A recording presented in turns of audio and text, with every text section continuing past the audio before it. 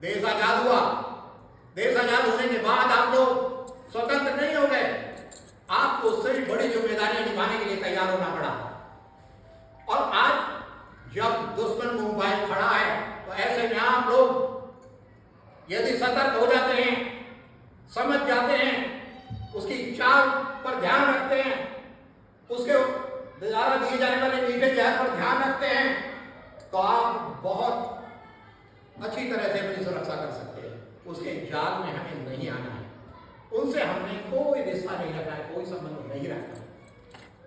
साथियों, हमारी आने वाली जनसंख्या बहुत कम होती जा रही है, लेकिन ऐसा भी नहीं है।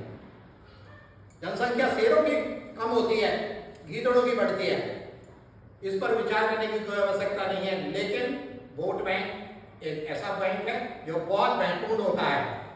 साथियों, ये मत सोचो कि मेरे से वोट मांगने कौन आया कौन नहीं आया, मेरे घर कोई पूछने नहीं आया, मेरा कोई काम नहीं हुआ, मुझे सरकार से कुछ नहीं मिला। नहीं नहीं, हमें सरकार से कुछ नहीं चाहिए, हम सरकार को देंगे, सिर्फ हमें चाहिए तो राष्ट्र सुरक्षित चाहिए।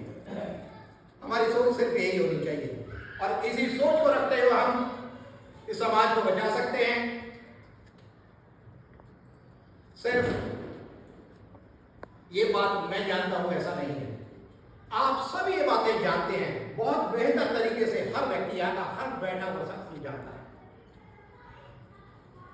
लेकिन वास्तविकता क्या है, हम अपने परिवारों में उलझकर हम अपनी जिम्मेदारी निभाना भूल जा रहे हैं।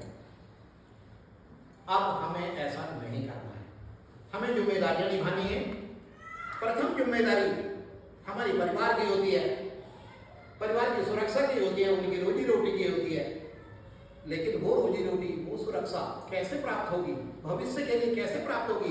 हम 2-4 साल 50 साल के लिए सुरक्षा नहीं चाहते, हम चाहते हैं जब तक ये युग चले, जब तक इस पृथ्वी पर मानव जीवन हो, तो हर मानव सुखी हो, हर मानव सुरक्षित हो। तो उसका सिर्फ एक ही मार्ग है, एक ही तरीका है, राष्ट्र सुरक्षित हो, और वो सब आपके हाथों में है।